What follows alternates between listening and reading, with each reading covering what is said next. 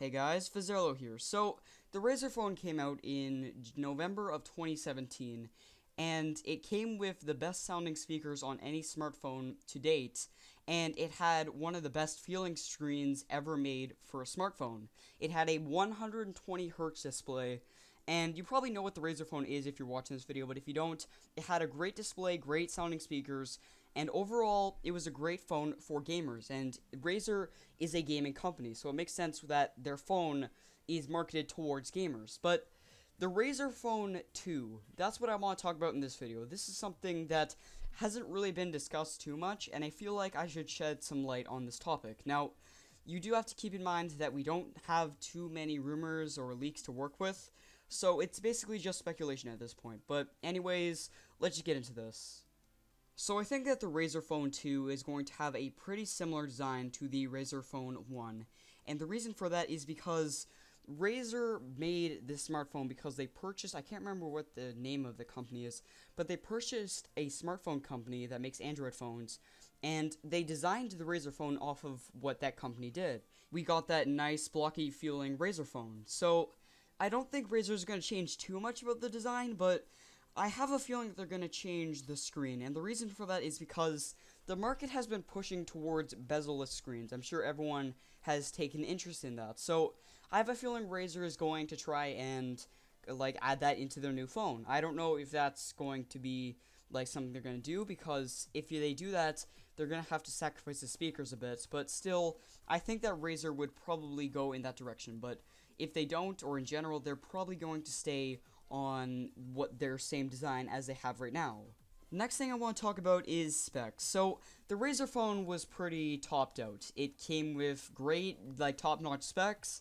It had a great screen and a great speaker. I've already talked about most of this, but I think that the Razer Phone 2 is going to be more of a heavy upgrade, because I don't exactly remember what the CPU the Razer Phone 1 had, but I have a feeling that Razer's going to want to step it up a bit, because smartphones have been evolving a lot in 2018. We've seen rumors that phones are going to have incredibly powerful specs, and the Galaxy S9 is an incredibly powerful phone.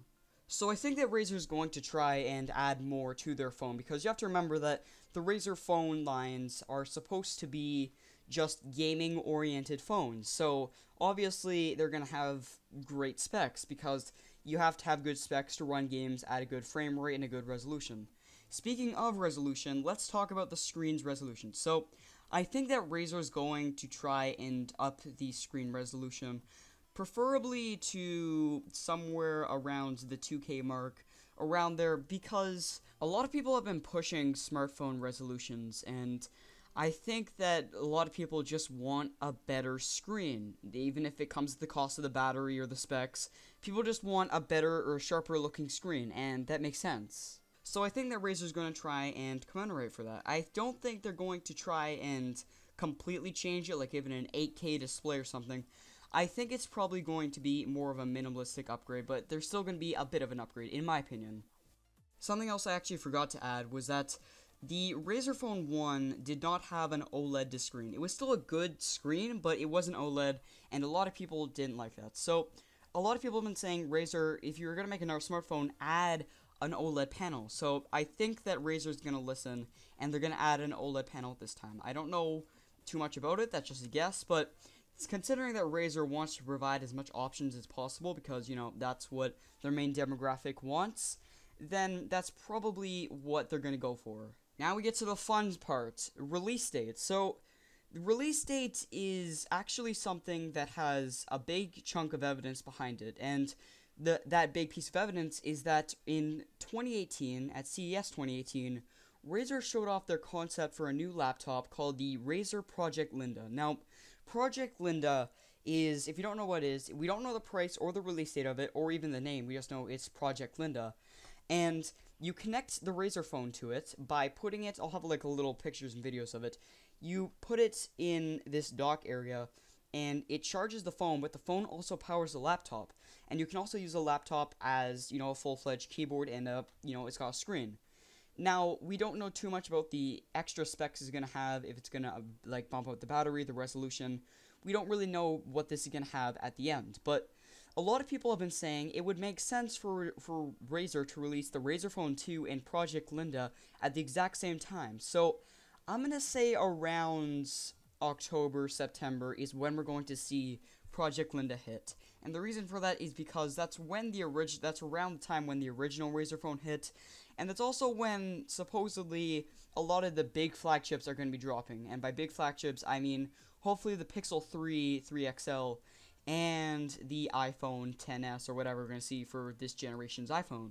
Now, last thing I want to touch up on is price. Now, the Razer Phone 1 launched at $700 US, which wasn't really that bad. The only problem with it, in my opinion, was that it was more expensive than it probably should have been. And the reason for that was because the Razer Phone 1 had specs that probably could have been done at 600, maybe even 550.